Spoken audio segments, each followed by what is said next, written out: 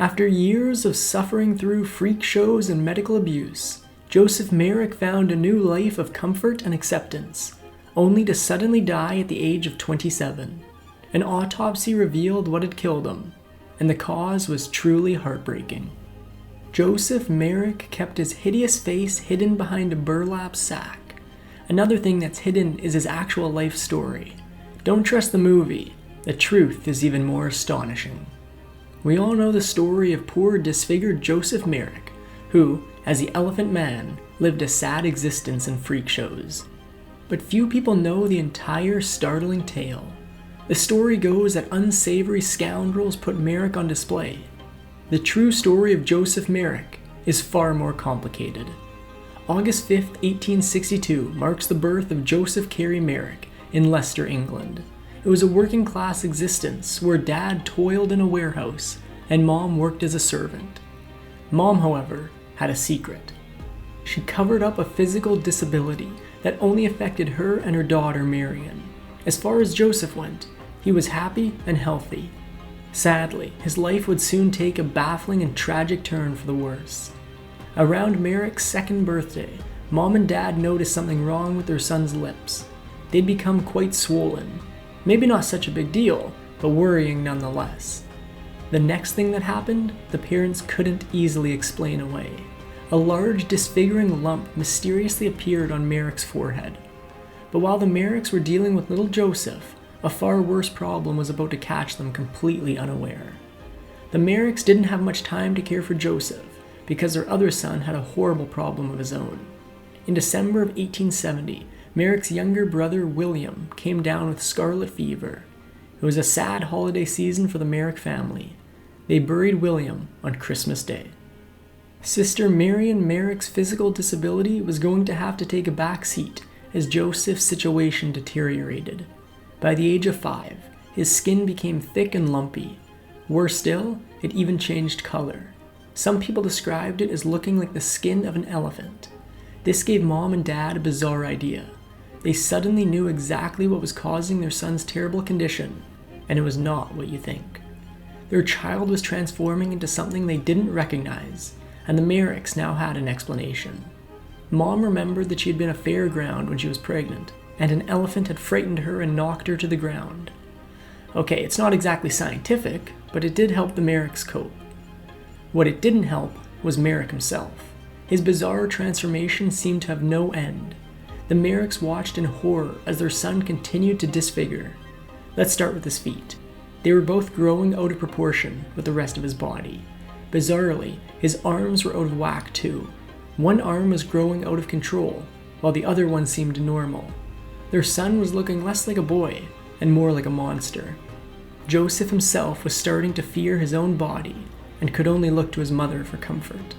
Sadly, this sole source of comfort would soon be a distant memory. In 1873, tragedy struck the Merrick family once more. Mom came down with pneumonia and quickly passed. In just a couple of dismal years, Merrick had lost a brother and his mom. Dad now had 2 children with physical problems to care for, and he clearly needed help.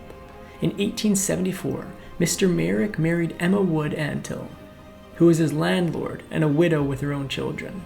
If fairy tales have taught us anything about stepmothers, we know Merrick was in for a world of pain. Life in Merrick's new home was pure misery. His stepmother couldn't muster up an ounce of affection for the odd-looking boy and mercilessly taunted him. It was, however, even worse than that. His father was as cold as ice to him. Merrick attempted to run away from home, but every time his father dragged him back to his gloomy existence. Maybe school would be a break from his ruthless parents. Nope, not a chance. Life at school was no better than at home, so Merrick quit when he was just 13 years old. Unfortunately, his dad figured if he wasn't in school, he had to earn money. In spite of his gruesome appearance, Merrick did find a job in a factory. He worked there diligently until the sad truth became obvious. His deformed hands could no longer do the intricate work. After 3 years in the factory, he was out on the street. Now unemployed, Merrick would be back with his horrible parents 24/7. Dad wasn't about to let his son do nothing, so he put him to work. Mr. Merrick was operating a hat store and sent Merrick out to sell the products door to door. Cold sales calls are hard enough as they are. Imagine doing them when you look like the Elephant Man. Merrick got a lot of slammed doors in his face, and then he had to go home with a grand total of 0 sales. And after all that, he had to face the wrath of his hot-tempered father. When Dad saw Merrick arrive home with nothing to show for his day selling hats, he lost it. He mercilessly beat his son, and Merrick saw no other choice. He had to get out of that house and get out forever. He did just that, but made himself homeless in the process. Merrick had no one to care for him, and all he got in the streets were stares and taunts. If no one stepped up and cared for Merrick, this would surely be the end.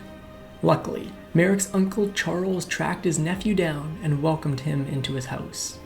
Merrick now had a roof over his head, but still he wanted to work. He tried door-to-door sales again, but his now even worse appearance made customers retreat in horror.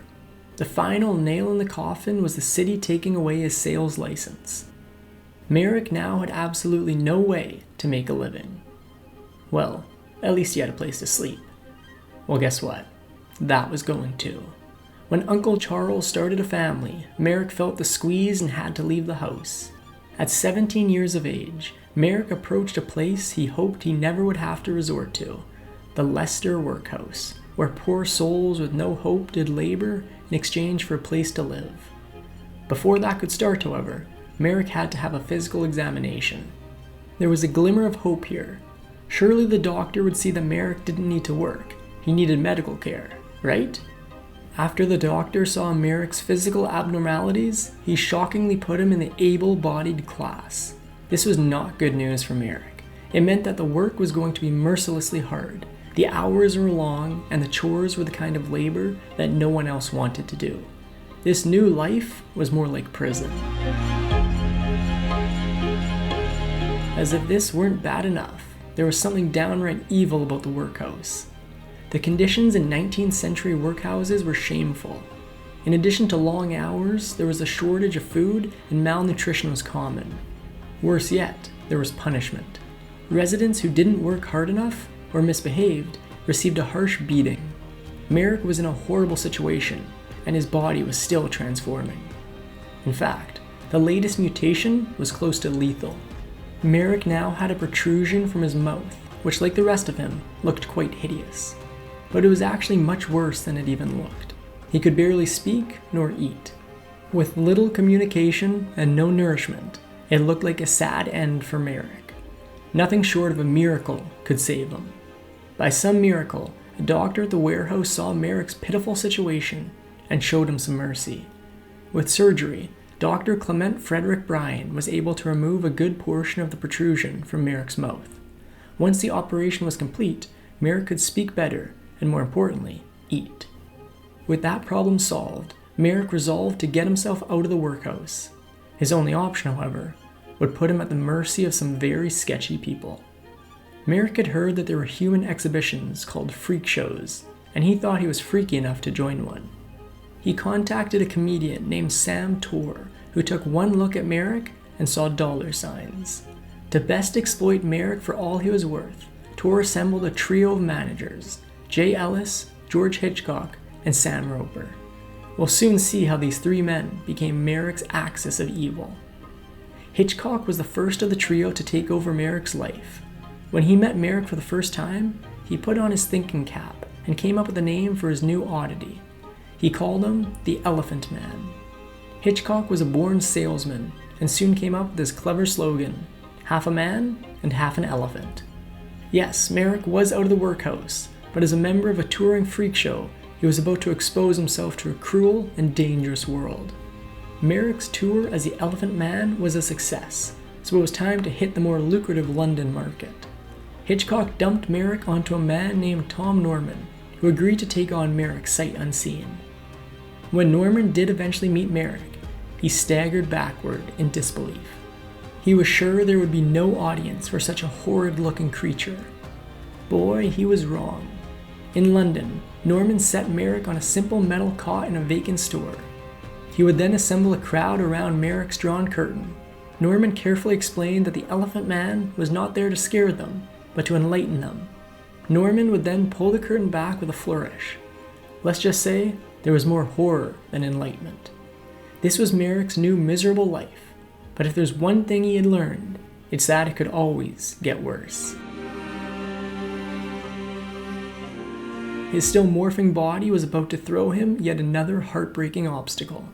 Believe it or not, Merrick's head was still growing. In fact, it was so large now that he could only sleep sitting up with his large head resting on his knees. When Norman asked Merrick about his sleeping position, he got this sad answer. If he didn't rest his head on his knees, his huge heavy head would likely break his neck. Surely, someone would soon have pity on this poor man. As it turned out, help was just across the street. The location of Merrick's exhibit was pleasantly fortuitous, for once. It was right across the street from London Hospital. Some medical students paid their penny and took a look, likely expecting that the famous Elephant Man was a hoax. When they saw that Merrick was the real thing, they hurried back to the hospital and sounded the alarm. A modern-day hospital would be a great thing for Merrick, but this wasn't modern. It was Victorian, and those lurking inside didn't always have the best intentions. Dr. Frederick Treves of London Hospital couldn't believe his eyes. He spent 15 minutes looking at Merrick, and then went to his office to quickly write down his notes. And they were merciless. He called Merrick a disgusting specimen, and a degraded, perverted version of a human being. Once he'd written down his cruel description of his patient, Treves returned to Norman with a request to examine Merrick. There was, however, a logistics problem. Treves needed to get Merrick's across the street, without his appearance causing a riot. The obvious solution for getting Merrick to the hospital was a taxi. Merrick's appearance, however, was so terrifying that even getting from the store to the taxi could cause a major uproar. Together, Merrick and Norman made a cap with a burlap sack, which could completely cover Merrick's face. To hide his disfigured body, he wore a huge black coat. Merrick was now ready to roll. He said goodbye to the vacant store and hello to a complete stranger, who now held his vulnerable life in his hands. Dr. Treves got started by measuring Merrick's strange body. His head and right wrist were both much larger than a typical man's. Merrick also had a strange and unpleasant odor surrounding him. At the end of the first examination, Treves also made a conclusion about Merrick's intelligence. He unkindly called him an imbecile. The doctor had his facts and figures. What he would do with them would seal the fate of poor Joseph Merrick. Much like Merrick's other handlers, Dr. Treves wanted to make a show of Merrick. To Merrick, being on display at a meeting of a bunch of doctors must have felt the same as being back at the freak show. Maybe this doctor was no better than the showman who had been exploiting Merrick in the first place. Merrick had to choose between two men, and both of them had very suspicious intentions. The thing is, we don't know exactly how Norman treated Merrick. Treves wrote that Norman was a drinker who beat Merrick mercilessly, which Norman denied. But let's remember, it was the doctor who called Merrick disgusting and an imbecile, while Norman called Merrick the most remarkable human being ever to draw the breath of life. What was clear was that Merrick was in demand. What was not clear was whether either of these guys would ever come to Merrick's rescue. Merrick eventually decided to stay with Norman in the freak show. Apparently, Merrick had said that at the hospital he felt like an animal in a cattle market. At least in the freak show, his humiliation earned him money. Merrick, contrary to what the doctor thought, was no imbecile.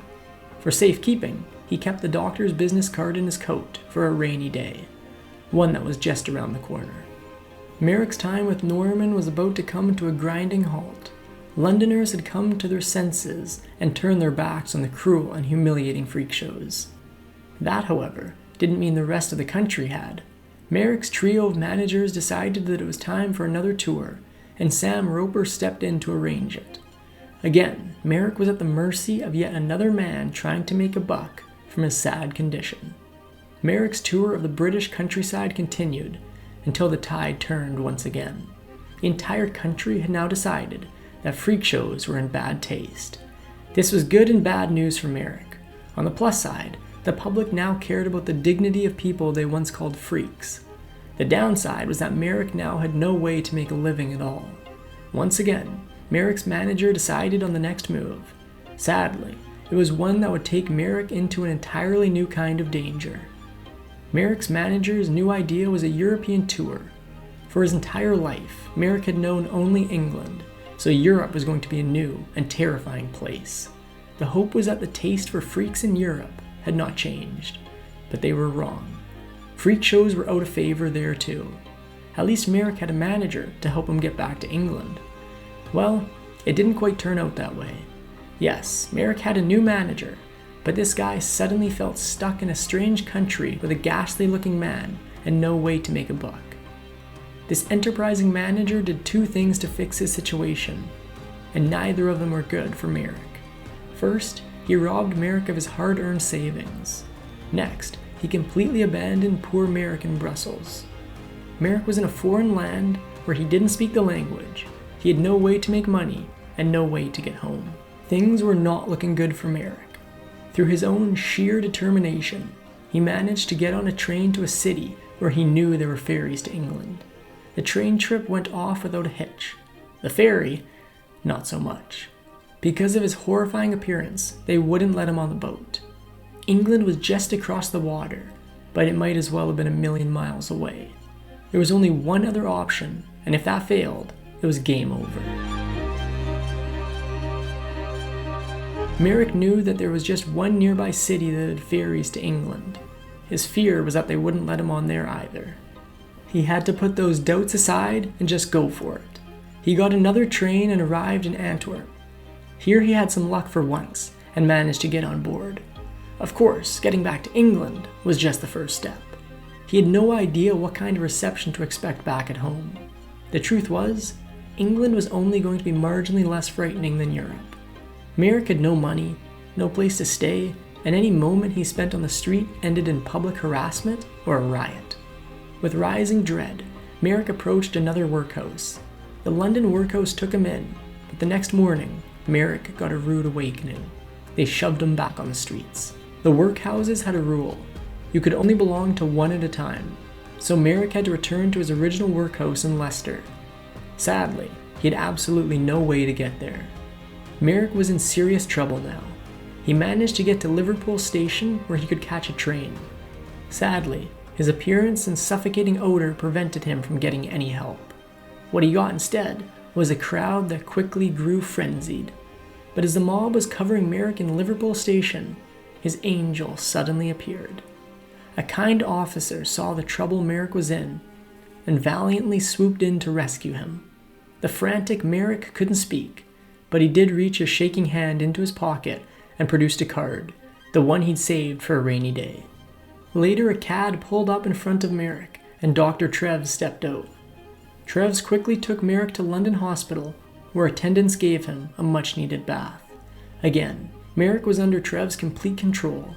He still didn't trust the doctor, but all he could do was fearfully wait to see his true colors. As it turned out, Treves was concerned about Merrick, with good reason. Upon examination, it turned out Merrick had bronchitis, which the hospital could easily deal with. There was, however, something more concerning. Treves gave Merrick the terrible news. Because of a heart condition, he only had a few years to live. Clearly, the hospital was the best place for Merrick, but with no money, this was completely impossible. The hospital wrote an open letter informing Londoners of Merrick's desperate situation. What followed was an astounding flood of donations, enough to allow Merrick to live in the hospital for the rest of his days. For the first time, Merrick felt what it was like to have someone care. While Merrick was at the hospital, there were some rather important visitors. This was the Prince and Princess of Wales, who arrived on May 21st, 1887. Against all odds, Merrick managed to charm the princess, but went even further. With the princess's help, Merrick's next friendship was quite astonishing. He became one of Queen Victoria's besties. Merrick's health continued to decline. April 18, 1890 was a very sad day. A doctor found Merrick's lifeless body in his bed. It seemed that he had taken a fatal risk. He tried to do something that most of us take for granted, sleeping lying down. When he did this, his enlarged head dislocated his neck. That brings us to the end of Joseph Merrick's story. Thanks for watching History Exposé. If you love uncovering the best stories in history, hit like and subscribe to keep exploring with us. Don't forget to visit our main page, Factinate, for more incredible facts about everything.